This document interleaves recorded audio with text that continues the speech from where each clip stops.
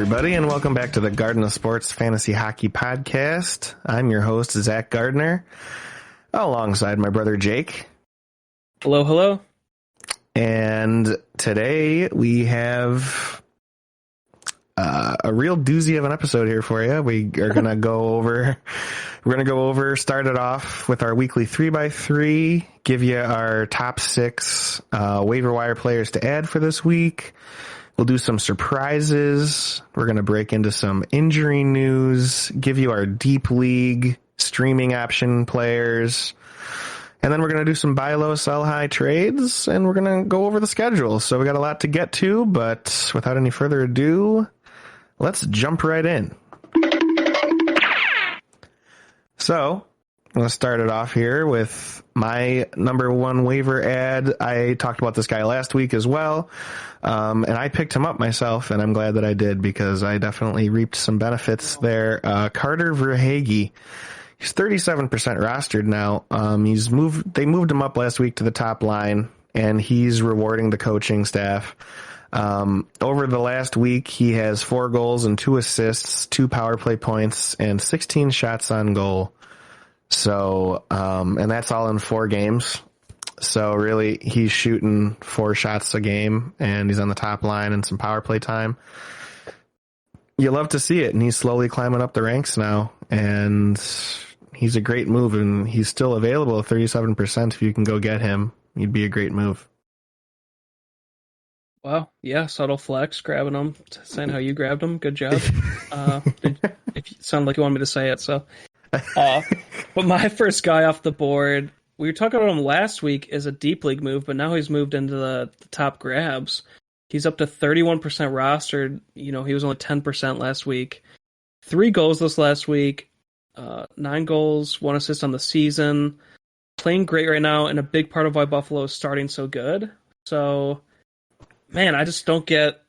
I don't know how he can keep it up with the limited minutes, but he's doing it, you know? Yeah, he just keeps putting the biscuit in the basket, and you love to see it, man. I mean, it's awesome, but I mean, he's definitely looking like he should be an owned player right now, and I think 31%. Why isn't he getting more minutes? Isn't he earning it?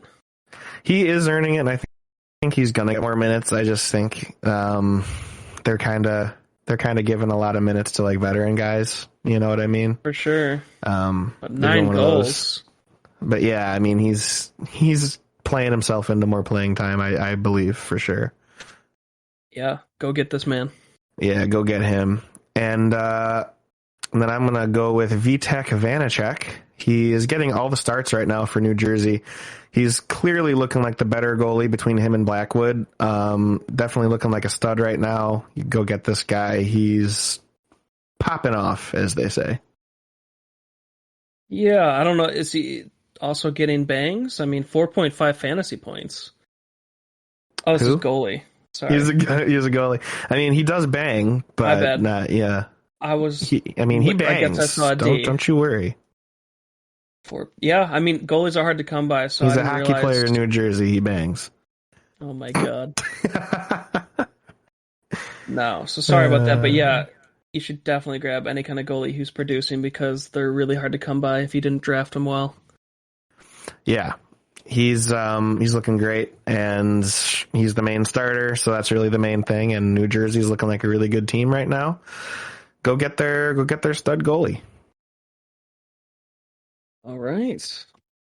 I have Andrei Kuzmenko, 47.8% rostered, so a little higher, but we like to go over players who are under 50% still, and you still have a chance of getting in your league.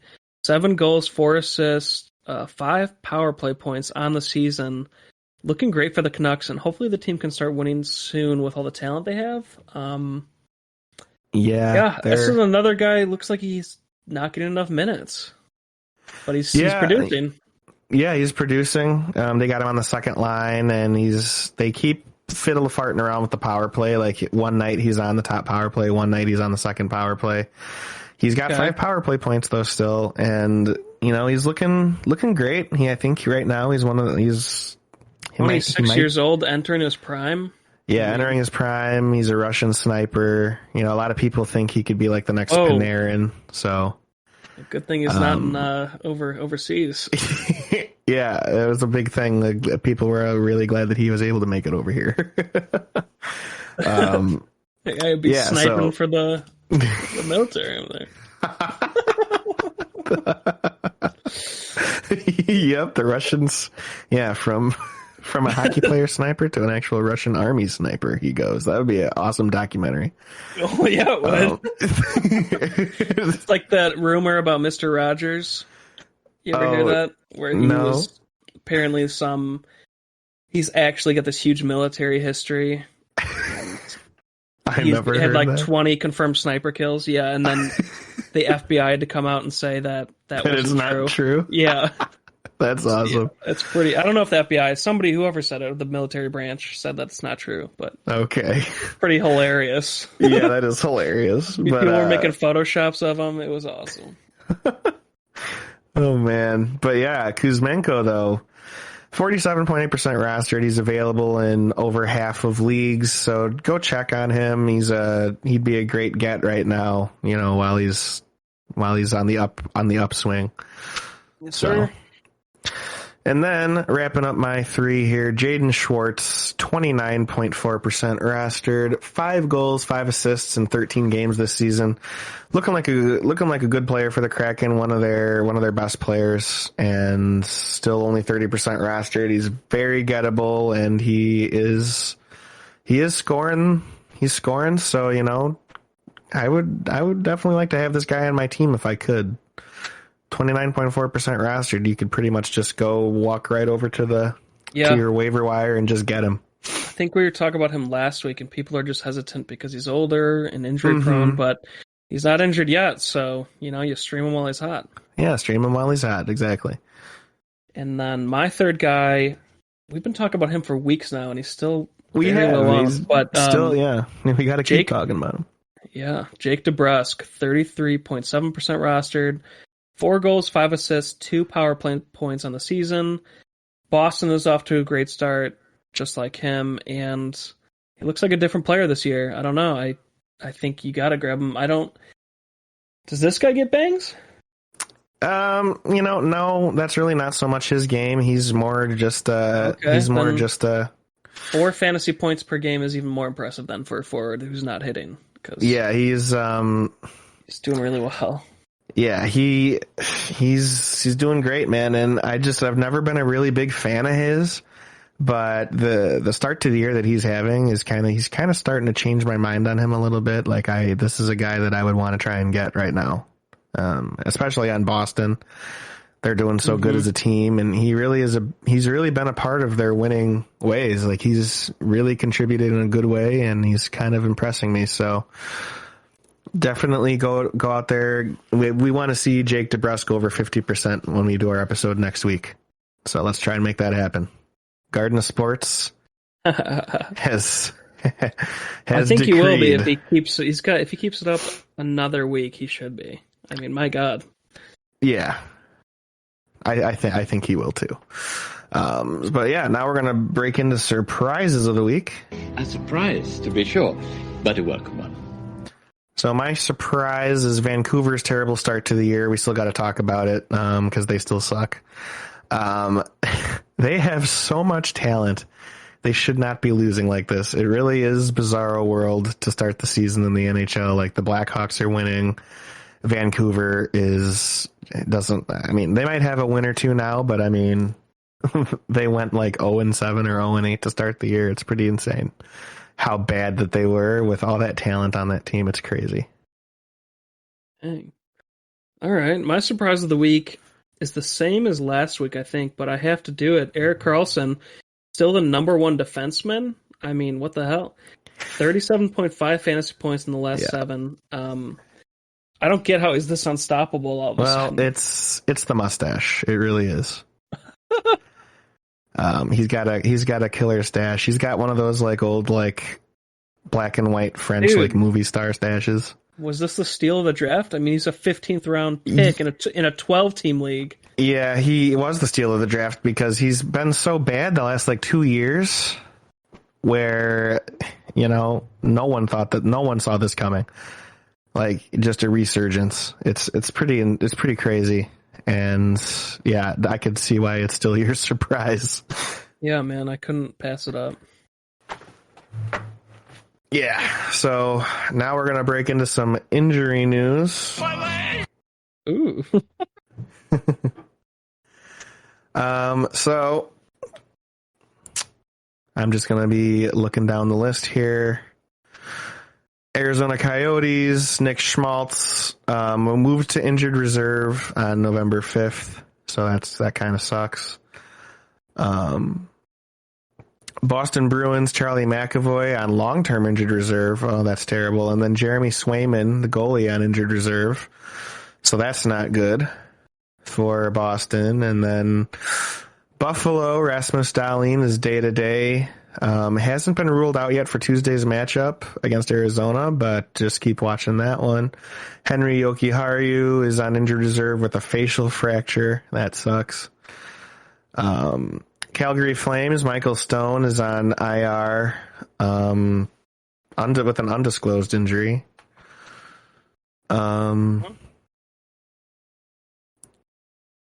Chicago Blackhawks, Seth Jones, placed on injury reserve last week. Valerie Nichushkin on the Colorado Avalanche day-to-day. Bowen Byram day-to-day. So watch those two guys. Columbus Blue Jackets, Jakub Voracek is out with an upper body injury. Jake Ottinger out with a lower body injury for the Dallas Stars. That's terrible. He's one of the top 5 goalies to start the year. I'm just scrolling down here. Florida Panthers, Anthony Duclair is on long-term injured reserve.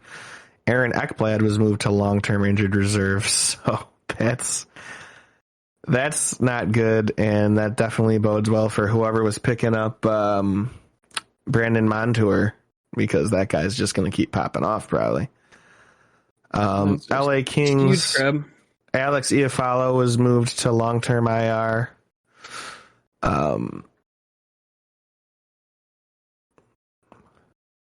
Minnesota Wild, Marcus Foligno, upper body injuries, out. Montreal Canadiens, Carey Price on long-term IR, Paul Byron on long-term IR.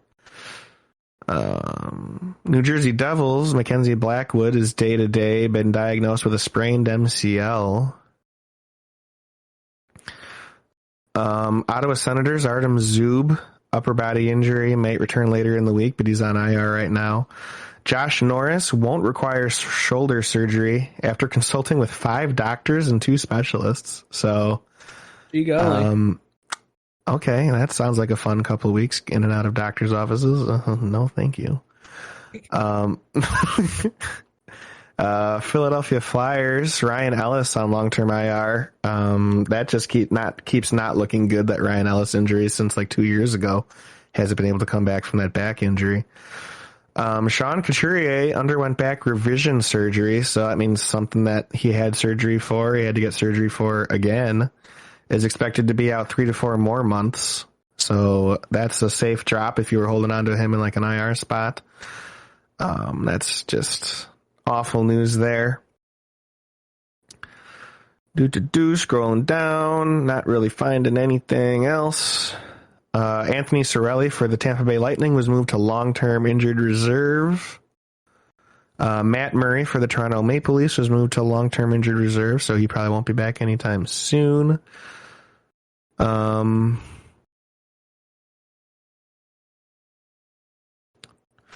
Okay, Washington Capitals, Nicholas Backstrom moved to long-term injured reserve. John Carlson is on IR, won't play Monday against Edmonton, but he has been practicing out there, so people think that he will be back sooner than later, maybe sometime this week, because he's been full participant in practices the last couple days. So hopefully John Carlson will be back here shortly. And then the Winnipeg Jets, Nikolai Ehlers on injured reserve with a lower body injury, has been progressing and could skate by the end of the week. So that would be huge if the Jets could get Nikolai Ehlers back. And that is your injury news, everybody. Wow, that was fun. Had a good time. Yeah, so now we're going to break into some deep league moves here. I'm going to just go over these few guys. I'm going to start it off with Jonathan Taves. He's having a resurgent year. He is only 28% rostered. He's averaging 3 points. He's a top 60 player so far this year.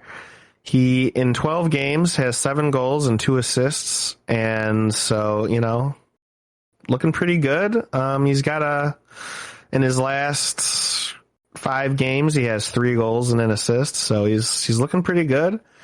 Just a guy that you could probably pick up right now, and he's if he slows down, then just drop him. But right now, he's really playing like he should be on a roster. So, okay.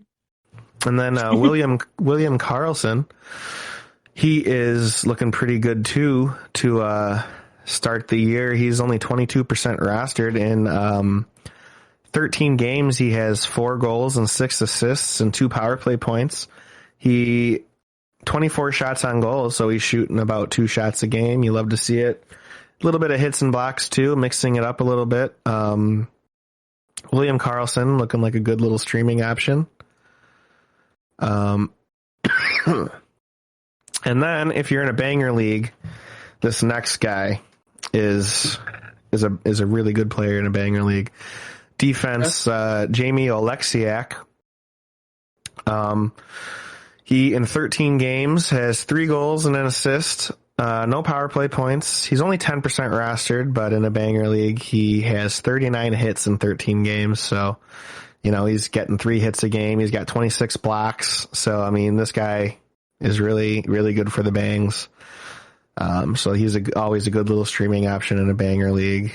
And then I got goalie Martin Jones.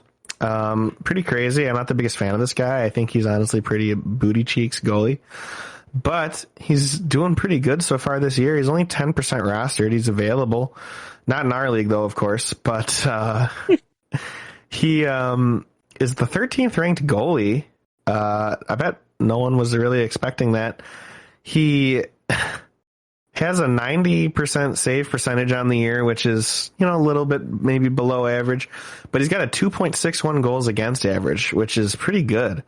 He's making some saves. He's getting all the starts, and he's really looking pretty good more often than not.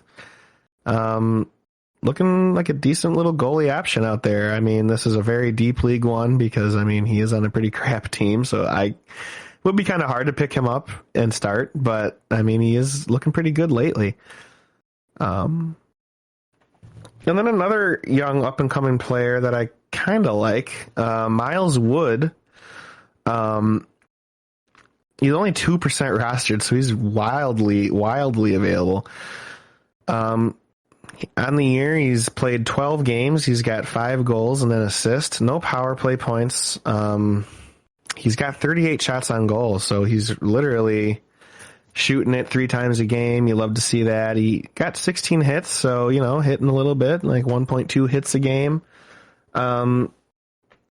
He's looking pretty good. So, this guy right now, definitely a good streaming option, on the really young up and coming New Jersey team that's playing out of their mind right now. And then wrapping up the deep league moves here, I got Yanni Gourde. And on the year, he has played in 12 games, had a very slow start to the year, didn't score his first point until recently over the last couple of weeks. He has, on the season now, 2 goals and 5 assists in 12 games. He's scored most of those points in the last 3 games. So, he's really starting to heat up now. He's averaging 2.9 in our league. He has no power play points, but he has 24 shots on goal, 2 shots a game, 17 hits, mixing it up a little bit. He's only 8% rostered, so he's definitely out there. And this guy can be a bit of a sniper, so he can score goals in bunches. So this guy's usually a good bet, for some points if you ever need a stream. So I like it. Yeah, do you have anybody else that I might have missed, Jake? No, I'm good with that. That was good. Good list. Besides Taves, good list. Okay. Yeah. Yeah, breaking the trades I don't though. have the patience to jack with you today. There it was. Glory hole. So now we're gonna break into some G's, Jerry. Settle down just a little bit. So now we're gonna break into some buy low, sell high trades. So we're gonna start it off here with buy low. So Jake, who you got for buy low? Our boy Johnny Hockey, starting pretty slow on the year, actually being dropped by 1.8%, only scoring 2.8 fantasy points per game, position rank 49. Yeah, he's just not getting it done. He's got 5 goals, 4 assists, -5 plus minus. I think that's rough. You can get him for really cheap. Yeah, you definitely can. And the fact that Patrick Laine is going to be coming back soon, they're going to start, gelling together. And I think I think he's going to really help Johnny start putting up some good numbers. So I would definitely be all over this one. Gonna go trade for him in that potato league. Yeah, go ahead, dude. Go do that. And then my buy low here, Elias Lindholm, similar to Johnny Gaudreau, having a pretty slow start. Not as bad a start as Gaudreau, but still, pretty bad for how Elias Lindholm did last year, where he was averaging like 4.5 and was one of the top. He was a top He was a top 25 player last year, Elias Lindholm. So this is definitely pretty rough. Having a very slow start. He's starting to score some goals this last week, so I mean, maybe it's starting to get a little harder to maybe trade for him because he did have a pretty good week this last week. So this could be your last chance to maybe send an offer over before he really takes off and gets up to where he should be. So definitely. Yeah, I like that. Yeah, and then we'll break into sell high. Jake, what do you got for sell high? I think this guy would be an obvious one on our list week to week. We had him last week, Erik Karlsson. There's just no way he keeps up the number one defenseman status. I think he can continue to have a good year, obviously, comeback year, but he's not the number one defenseman in the league. We all know this. He's going to go down at some point. It's not going to... I think he could still be good. He could still maybe even stay in the top 10, but not this good. He will be good, but there's definitely regression coming because his expected stats and what he's been doing so far shows that he's getting a little bit lucky. But the one thing you do like, though, that the reason I think he'll still be good is because he does shoot a ton. I mean, we're talking about some forwards that we're talking about going to pick up, and we're like, oh yeah, he shoots like 2-3 times a game. That's like, we're looking at that like that's good, like 3 or 4 times a game. Go look at Erik Karlsson, pull him up and look at his shots on goal. This last week, he had a game where he had 7 shots on goal. I mean, you don't see that from forwards. This guy's a fucking defenseman. So just, I don't know, the amount of shots he puts up. I mean, so maybe it's just 10 goals and 9 assists in a month from a defenseman. I mean, yeah, that's pretty insane. But if you do remember back to when he was on Ottawa, when he was in his prime, he was like a video game. Like there was like multiple years where he had over like 25 goals as a defenseman. So like, but if he's already got 10 of those on the front end here, I think you sell it. Yeah, you definitely got to sell it. It's just insane what he's doing. I didn't think that he would be resurgent like this, but really he just needed to be the only guy. He couldn't coexist with another really top defenseman with Brent Burns. I think that's really what hurt him. I thought it was age. Maybe it was just that he couldn't do the whole give you the whole Erik Karlsson, experience with another guy there. So, but yeah, definitely try and sell him because right now you can forget whatever the fuck you wanted for him. True. Love it. He's like he'd be the greatest sell high because you could literally just be like, what do I want? I could probably get that with just him. Nino and my guy here, sell high, Nino Niederreiter. This guy has no business being a number 10 ranked, I don't, he's on a new team. Great. But like, he's jumped around his career. He's a hot and cold guy. We know who he is. He's been in the league like 7 years now. He's having a great start to the year. Try and sell him for something more consistent. You definitely will be glad you did by the end of the season. I'm not buying that this guy is a top 10 in any position. So this guy's an easy sell high for me. I don't think he's going to be a guy that averages 4 points a game for the whole year. Sure. Would you try to trade Erik Karlsson for Adam Fox? Yeah. Think you would need to throw something else in? I would send the 1-for-1 over first. Mm-hmm. But maybe if they wanted something else, then I would just throw in something, yeah. But I would definitely, there's really nothing I wouldn't try and trade Erik Karlsson for right now, you know? That one's a good one, too. I'm just going to troll, and I'm going to send Karlsson for Mikko Rantanen. What do you think? Yeah, give it a try, man. Who knows? No, that's just bullshit on my part. Who should I throw in with Karlsson? Let's do this on the episode. Okay. Just like Taylor Hall, like one of my lower forwards. Yeah, throw somebody in. Yeah, one of your lower guys. Yeah, throw someone in like that. Do a 2-for-1. Yeah. All right, I'm doing it right now. Screw it. All right. Yes, sir. All right, so now we're just gonna look over the schedule here. I already looked it over, and I wrote down my 3 best. These are the 3 best schedules, I think, after looking over the schedule for the whole week. So, okay, we got the Boston Bruins. They got 4 games this week with a Saturday Sunday back-to-back against Buffalo and Vancouver. So definitely be looking for Jake DeBrusk for the weekend, and whatever start, Jeremy Swayman is hurt, so whatever start the backup on Buffalo or on Boston, who I don't know who it is with Swayman out. Whoever that guy is, though, starting for Boston, great team. Whether it's against Buffalo or Vancouver, I'd be looking for that backup goalie. One of those starts. Okay. And then Minnesota has a very easy schedule this week, 4 games. They got a Tuesday, Wednesday back-to-back against LA and Anaheim, followed by off nights on Friday and Sunday against Seattle and San Jose.